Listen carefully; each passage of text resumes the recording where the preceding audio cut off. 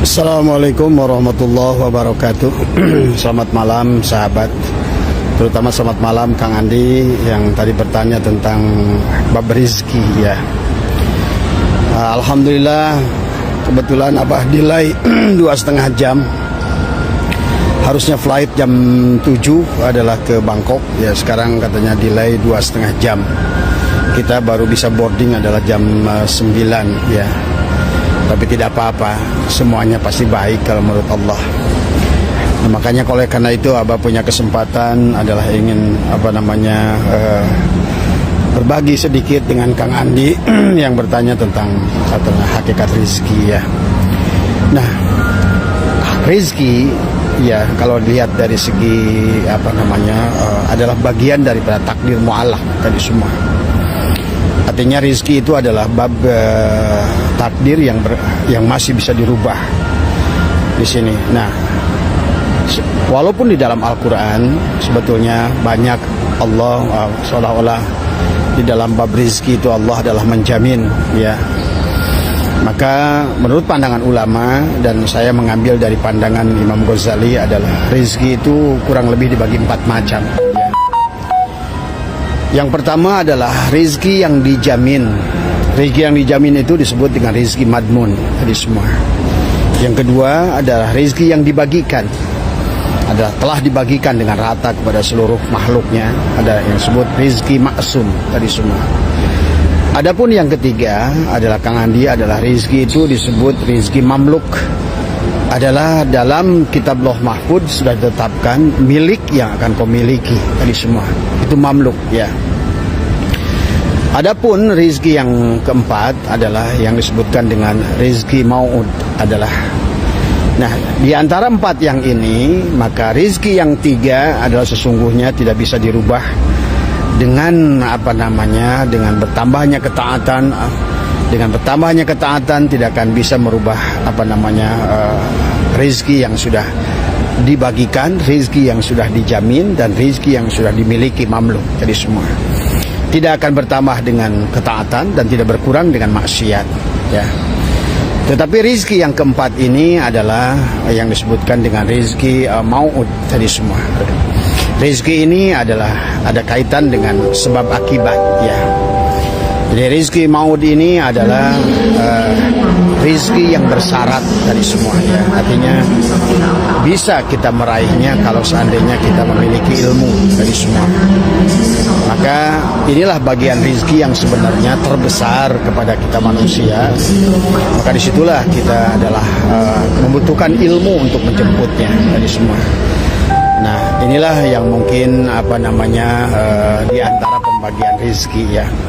Nah, secara takdirnya rezeki maud ini adalah rezeki takdir mu'allaq, artinya takdir yang bisa dirubah tadi semua ya. Maka kalau Allah berfirman di dalam Al-Qur'an tadi bahwa Allah menjamin tadi wa ma min dabatin fil ardi illa Allah rizquha itu. Sampai balelo saya ngomongnya, ini udah terlalu lama duduk di bandara. Bahwa tidaklah binatang dabah, semuanya adalah telah Allah tentukan rezekinya. Itu adalah rezeki madmun, ada rezeki maksum, dan rezeki mamluk dari semua ya. Nah, tetapi saya berpandangan lain. Kalau menurut saya rezeki mamluk juga adalah rezeki yang sesungguhnya adalah bisa dirubah kalau menurut saya tadi semua ya. Karena tiada perbedaan dengan rezeki mau'ud ya. Karena dua-duanya juga adalah membutuhkan syarat tadi semua ya. Karena kembali karena sifatnya adalah rezeki ini adalah takdir mu'allaq, artinya bahwa bisa dirubah tadi semua. Tetap yang merubah adalah Allah tadi semua ya. Nah, inilah mungkin barangkali maka setiap orang itu adalah berbeda makomnya. Dikisahkan tentang Imam Syafi'i rahimahullah dan tentang Imam Maliki tadi semua. Di mana guru dan murid ini, Imam Syafi'i adalah merupakan murid dari Imam Maliki. Maka Imam Maliki sudah memiliki pandangan tajrid dalam rezekinya tadi semua. Beliau sudah berpandangan bahwa sesungguhnya aku tidak perlu melakukan ikhtiar, kata Imam Malik tadi. Maka beliau berpegang pada ayat wa may yattaqillaha yaj'al lahu makhraja wa yarzuqhu min haitsu la yahtasib tadi semua. Atau wa may yattaqillah dijelaskan tadi adalah barang siapa tawakal Allah fahuwa hasbuh tadi semua ya. Nah, sementara pandangan Imam Syafi'i selalu berpandangan bahwa tanpa dijemput rezeki itu maka tidak akan bisa dia raih tadi semua. Jadi selama proses pengajaran ini guru dan murid selalu berbeda pandangan. Menurut yang satu, aku tidak tanpa dengan satu gerak pun aku yakin rezekiku itu akan mencariku tadi semua ya. Tapi Imam Syafi'i berpandangan bahwa tidak mungkin rezeki itu didapat kecuali adalah dengan sebuah proses ikhtiar. Jadi sahabat, sesungguhnya pandangan guru dan murid ini hanya pandangan keyakinan. Kalau Imam Malik sudah sampai kepada wa may yattaqillah yaj'al lahu makhraja wa yarzuqhu min haitsu la yahtasib. Tapi kalau Imam Syafi'i itu masih ada sabab, ada musabab tadi semua. Maka pada satu hari Imam Syafi'i itu berpamitan kepada gurunya Imam Malik bahwa beliau akan pergi ke suatu tempat. Kebetulan pada satu tempat itu ada kebun anggur ya, dan beliau menawarkan jasanya kepada orang yang punya kebun anggur itu. Dan kemudian beliau bekerja beberapa jam. Setelah bekerja dan beliau diberikan satu kantong anggur yang tadi semuanya. Nah, dalam hatinya Imam Syafi'i berkata, berarti kalau begitu aku yang benar tadi semua. Karena setelah aku bekerja, aku mendapatkan upah daripada orang tersebut. Padahal aku tidak minta. Berarti rezeki itu adalah kerja dulu, ikhtiar dulu, baru ada hasil tadi semua ya. Nanam dulu, baru panen tadi semua. Itu kan itikad daripada Imam Syafi'i. Maka gembira Imam Syafi'i ingin menunjukkan kepada gurunya bahwa beliau adalah benar dengan itikadnya tadi semua. Maka pulanglah Imam Syafi'i rahimahullah kepada majelisnya Imam Malik.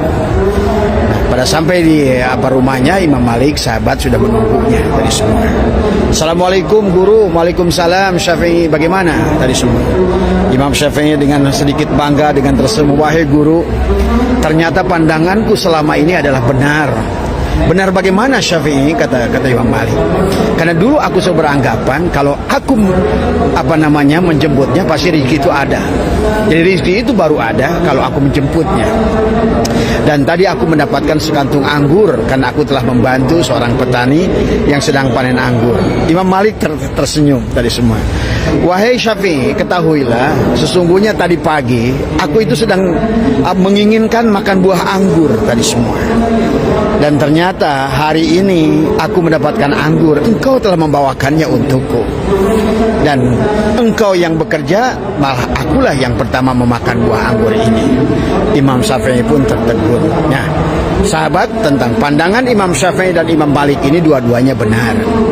Bagi orang yang masih dalam makom asbab, maka cek bahasa Sunda mah lamun teu ngoreh la moal ngari tadi semua.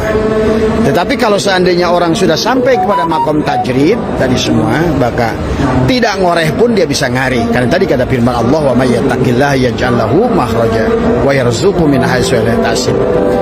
Jadi antara pandangan Imam Syafi'i dan Imam Maliki adalah hanya berbeda tentang keyakinan. Jadi kalau Imam Maliki adalah melihat Allah, barulah melihat rizkinya. Tapi kalau Imam Syafi'i adalah melihat rizkinya, baru melihat Allah. Ini. Jadi ada pandangan satu adalah Allah dalil adanya makhluk, tapi yang satu lagi adalah makhluk dalil adanya Allah. Jadi dua-duanya tidak salah, sahabat. Maka itulah kenapa di dalam hikmah hikam kalimat yang kedua, ya kalau tidak salah adalah tentang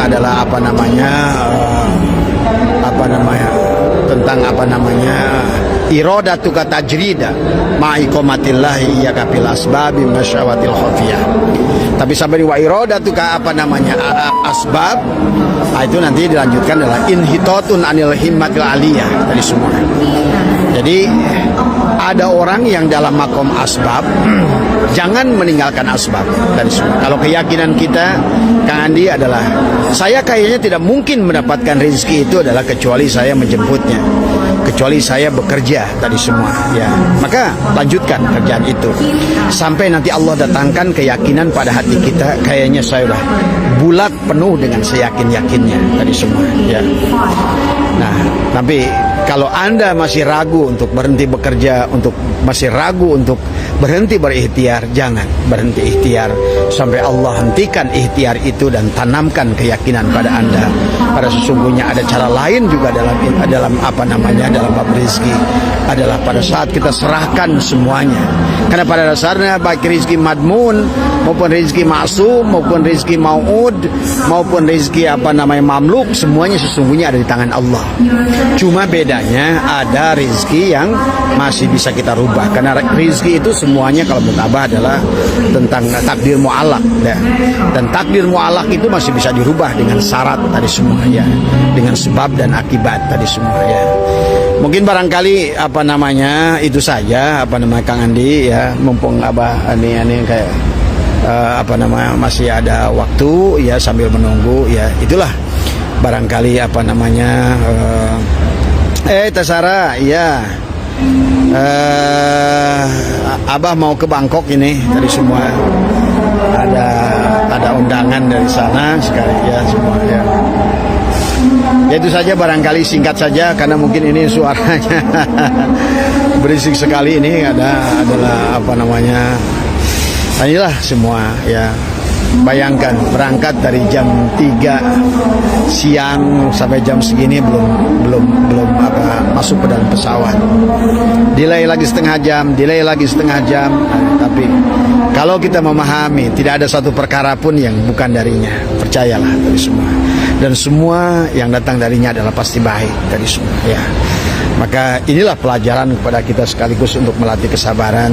Tidak segala perkara yang kita inginkan itu akan sampai kepada kita, karena hidup adalah merupakan proses daripada belajar itu sendiri.